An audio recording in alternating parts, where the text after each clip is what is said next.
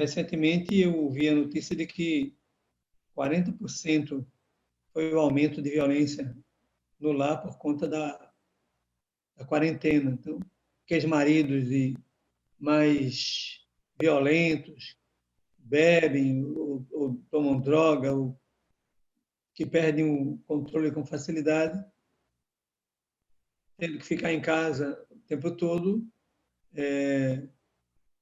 submete naturalmente a mulher a esses infortúnios, né? Então, daí a necessidade de pensarmos sobre como viver, não só agora, nesse momento de crise, que agora é a hora de união, de amor, mas durante toda a nossa vida comum de conjugalidade e casamento. Hoje eu trouxe um texto de Malaquias, capítulo 2, verso 16, uma afirmação incisiva de Deus, aliás, de Malaquias, mas revelado por Deus. Né? Então, Malaquias 2,16 diz que Deus odeia o divórcio. Cristo, quando veio a esse mundo, confirmou esse fato, né? Porque lhe perguntavam se podiam dar carta de divórcio e Jesus lhe dizia não. Contudo, eles não aceitavam, né, essa ideia e questionaram Jesus. E aí, dizendo que Moisés dava a carta de divórcio, mas Jesus respondeu que Moisés fazia isso por causa da dureza dos seus corações. E que não foi assim no começo, porque Deus fez um só homem para uma só mulher. Portanto, essa abordagem de que Deus odeia o divórcio faz sentido, né? Vamos tentar entender por que Deus odeia o divórcio, ok? Primeiro porque o divórcio é um choque emocional que muitos estudiosos comparam com a morte, a dor da separação, que é uma unidade dual, né? O texto bíblico de Gênesis diz: deixará o homem seu pai e sua mãe e apegar-se-á à sua mulher. Essa expressão apegar-se-á talvez fosse melhor traduzida no hebraico, do hebraico, para colar-se-á. Então, é a ideia de soldar, de grudar, de pegar e não separar mais. Então, por isso que a dor é tão grande, né? Porque é como se você, como é uma unidade dual, né? Uma unidade dual, 2 em 1, colada, é natural que quando você se separa, deve provocar uma dor, né? Uma dor física, uma dor espiritual, uma dor emocional. Para ilustrar isso, você pegar 2 folhas de papel ofício e encher de cola e juntar as duas, esperar um tempo, se você for tentar descolar, vai sair parte de um lado no outro, parte do outro nesse lado. Então, isso ilustra bem como é complicado o divórcio. Por isso que todo esforço deveria ser feito para manutenção dessa unidade. Naturalmente que, por ser uma unidade dual, é necessário uma postura semelhante de ambos. Mas quando um deles não quer, que trai, que vai embora, que abandona, aí não tem jeito, né? A parte inocente não tem como evitar. Mas esse é o ideal divino, né? Quando Deus criou o homem, criou só um para uma mulher. Quando criou a mulher, criou só uma para o homem. E esse é o princípio. A igreja hoje, lastimavelmente, precisa admitir, como o próprio Cristo também admitiu, mas como uma exceção. No caso de porneia, de prostituição, de promiscuidade, como um caso que pudesse permitir, excepcionalmente, uma separação. O ideal divino é que a gente aguente o tranco, que a gente compreenda o outro da melhor maneira possível, para que não ocorra esse absurdo, né? Uma das maneiras de fazer isso é se colocar no lugar do outro. Isso é um princípio, né? Geralmente, quando a gente se coloca amoravelmente no lugar do outro, a gente compreende o outro e a gente tem vantagens e dá vantagens também para o outro. Uma delas é reduzir o índice de crítica, né?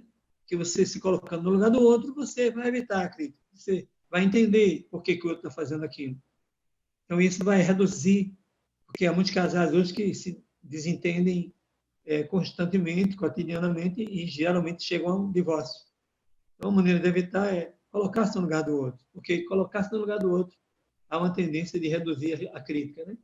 Segundo, elimina o tédio, ok? Porque você está sempre entendendo o outro, sentindo empatia pelo outro, se colocando no lugar do outro, você percebe a necessidade do outro. Isso requer movimento, ação. Isso nos tira do tédio.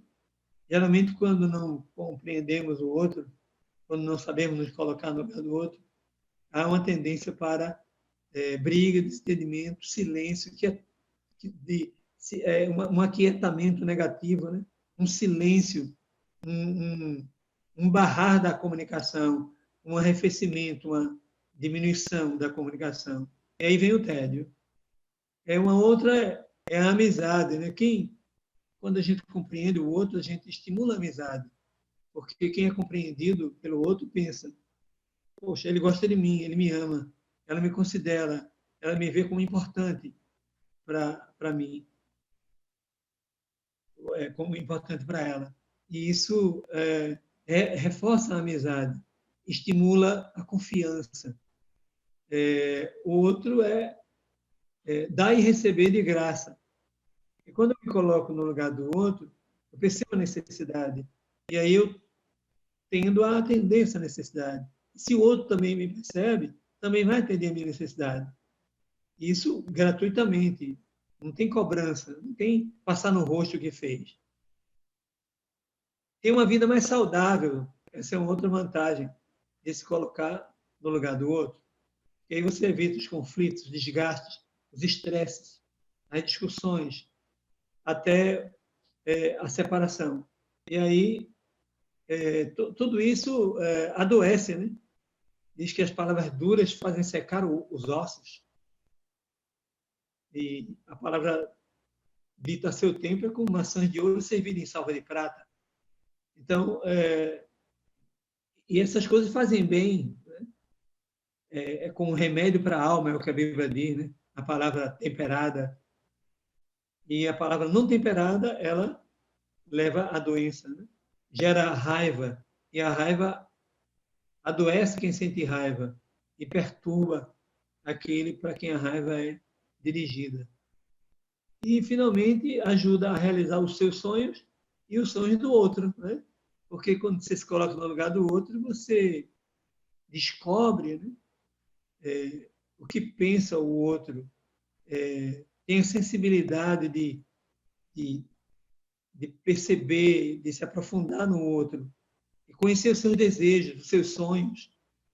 E aí, de vez em quando, a gente tem a oportunidade, porque calado, silente, ninguém descobre nada. Então, essa comunicação constante e se colocar-se no lugar do outro